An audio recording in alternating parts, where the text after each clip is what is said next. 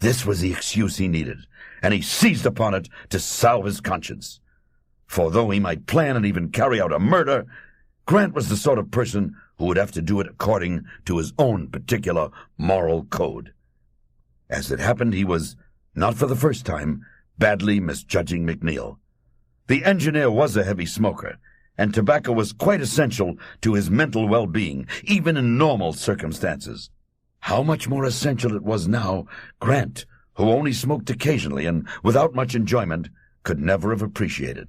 McNeil had satisfied himself by careful calculation that 4 cigarettes a day would make no measurable difference whatsoever to the ship's oxygen endurance, whereas they would make all the difference in the world to his own nerves and hence indirectly to Grant's.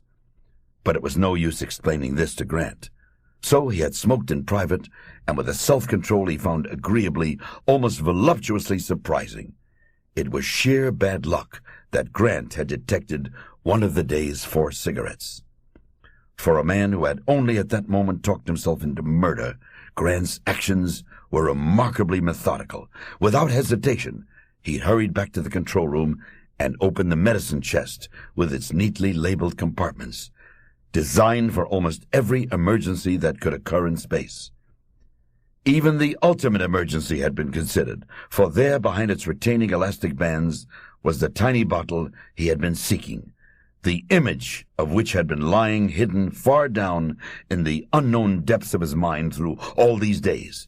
It bore a white label, carrying a skull and crossbones, and beneath them the words, "Approx.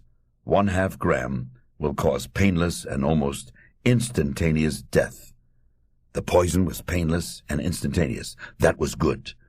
But even more important was the fact, unmentioned on the label, it was also tasteless. The contrast between the meals prepared by Grant and those organized with considerable skill and care by McNeil was striking. Anyone who was fond of food and who spent a good deal of his life in space usually learned the art of cooking in self-defense. McNeil had done this long ago. To Grant, on the other hand, eating was one of those necessary but annoying jobs which had to be got through as quickly as possible. His cooking reflected this opinion. McNeil had ceased to grumble about it, but he would have been very interested in the trouble Grant was taking over this particular meal. If he noticed any increasing nervousness on Grant's part as the meal progressed, he said nothing. They ate almost in silence, but that was not unusual, for they had long since exhausted most of the possibilities of light conversation. When the last dishes, deep bowls with inturned rims, to prevent the contents drifting out, had been cleared away, Grant went into the galley to prepare the coffee. He took rather a long time, for at the last moment something quite maddening and quite ridiculous happened. He suddenly recalled one of the film classics of the last century, in which the fabulous Charlie Chaplin tried to poison an unwanted wife, and then accidentally changed the glasses.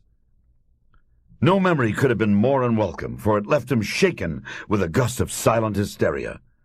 Poe's imp of the perverse, that demon who delights in defying the careful canons of self-preservation, was at work, and it was a good minute before Grant could regain his self-control.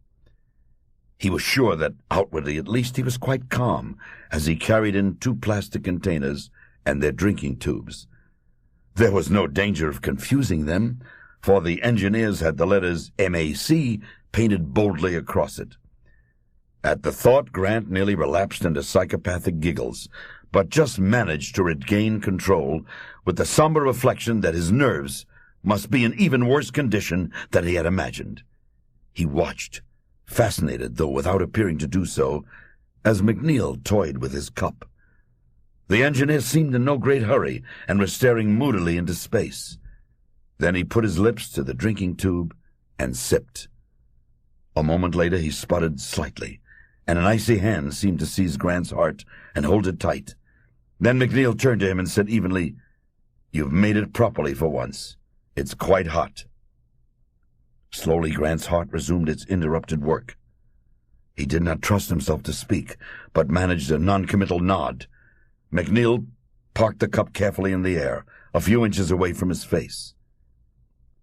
He seemed very thoughtful, as if weighing his words for some important remark.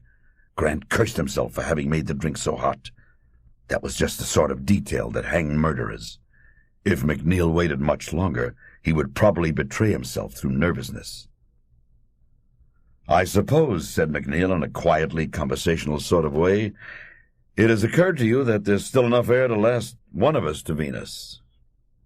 Grant forced his jangling nerves under control and tore his eyes away from that hypnotic cup. His throat seemed very dry as he answered, It had crossed my mind." McNeil touched his cup, found it still too hot, and continued thoughtfully, "Then wouldn't it be more sensible if one of us decided to walk out of the airlock, say, or to take some of the poison in there?" He jerked his thumb toward the medicine chest, just visible from where they were sitting. Grant nodded. "The only trouble, of course," added the engineer, "is to decide which of us will be the unlucky one. I suppose it would have to be by picking a card, or in some other quite arbitrary way." Grant stared at McNeil with a fascination that almost outweighed his mounting nervousness. He had never believed that the engineer could discuss the subject so calmly.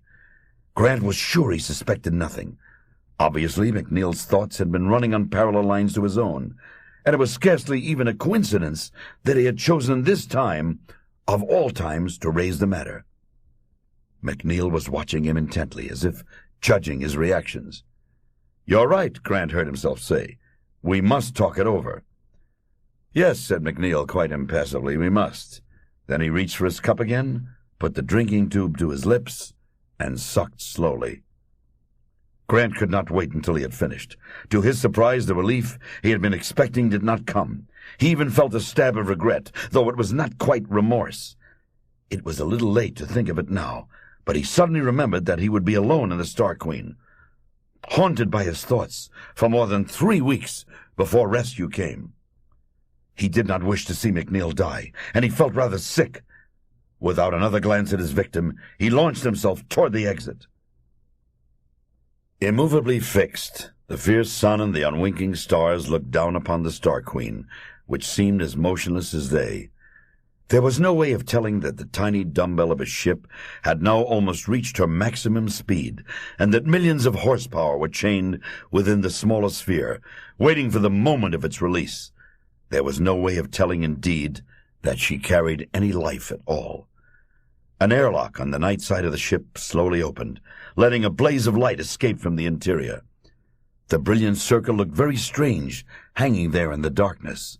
Then it was abruptly eclipsed as 2 figures floated out of the ship.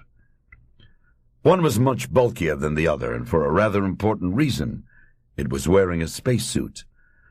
Now, there are some forms of apparel that may be worn or discarded as the fancy pleases, with no other ill effects than a possible loss of social prestige. But spacesuits are not among them. Something not easy to follow was happening in the darkness. Then the smaller figure began to move, slowly at first, but with rapidly mounting speed. It swept out of the shadow of the ship into the full blast of the sun, and now one could see that strapped to its back was a small gas cylinder from which a fine mist was jetting to vanish almost instantly into space. It was a crude but effective rocket. There was no danger that the ship's minute gravitational pull would drag the body back to it again. Rotating slightly, the corpse dwindled against the stars and vanished from sight in less than a minute. Quite motionless, the figure in the airlock watched it go. Then the outer door swung shut, the circle of brilliance vanished, and only the pale earthlight still glinted on the shadowed wall of the ship. Nothing else whatsoever happened for 23 days. The captain of the Hercules turned to his mate with a sigh of relief. "I was afraid he couldn't do it. It must have been a colossal job to break his orbit single-handed, and with the air as thick as it must be by now. How soon can we get to him?" It will take about an hour. He's still got quite a bit of eccentricity, but we can correct that." "Good.